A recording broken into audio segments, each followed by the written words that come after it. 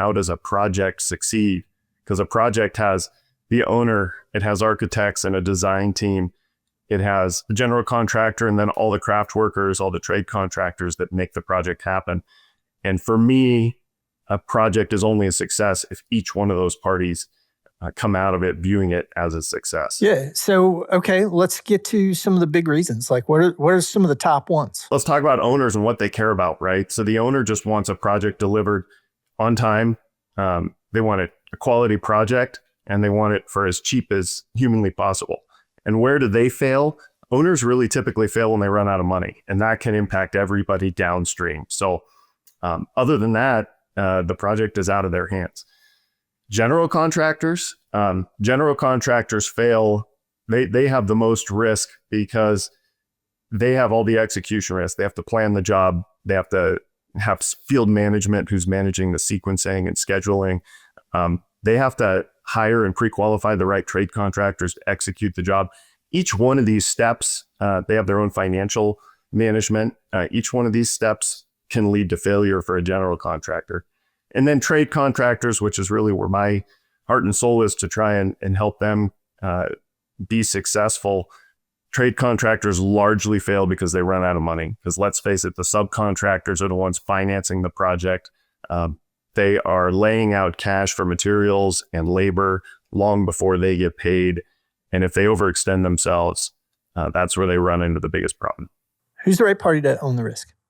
Yeah, the way I think of each project, Eddie, is I want all the participants to have success. And I want us to have an open communication about what is success for each party.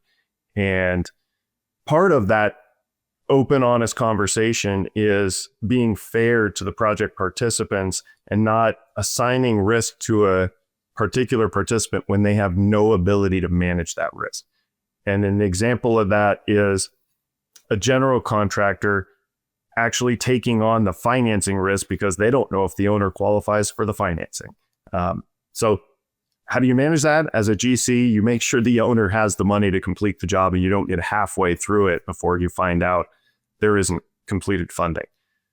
If you're a subcontractor, you should be responsible for managing your scope of work and the safety of your trades. You should not be responsible for overall job site safety. So the advice I would give trade contractors when reviewing contract language is, what am I responsible for by contract, and is that appropriate? If it's not appropriate, you definitely want to revise that contract language. Was it you that told me that it's not too little work that kills a lot of people, but it's too much?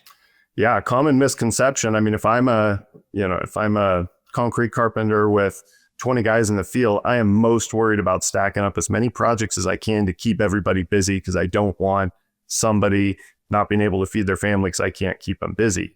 But in reality, if you stack up too much work, you overextend yourself. That's how most contractors fail. I'd say 70% fail because they have too much work to execute. And then they start pairing the B team and the C team, and they don't execute the work well. They don't manage their cash flow well, and they die of too big of an appetite rather than too small.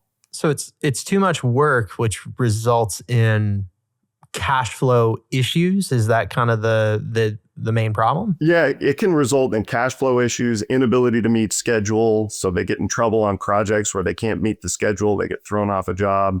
It can be poor quality. Sometimes you can execute 3 months worth of work because you have so many projects going with improper supervision. You get 3 or 4 months down the road before you've realized you've installed 10,000 square foot of roofing improperly, and you have to go tear it off and do it again.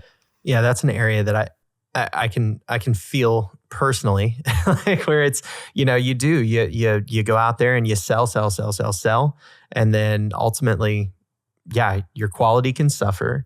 You've got to fund all of the people going out there and doing that labor, doing that work, getting all the materials and supply, all of that stuff, all the travel, everything that goes into it. And then you get late paid. And then rut-row.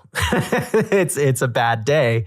And that's what's funny is that I feel like most contractors, if we're going like more specialty contractors, subs, right? That is kind of the MO. It's to go out and sell as much as you possibly can. But that's a great call out there, Travis. Like, because I mean, they're kind of signing their own death warrant if they're not careful.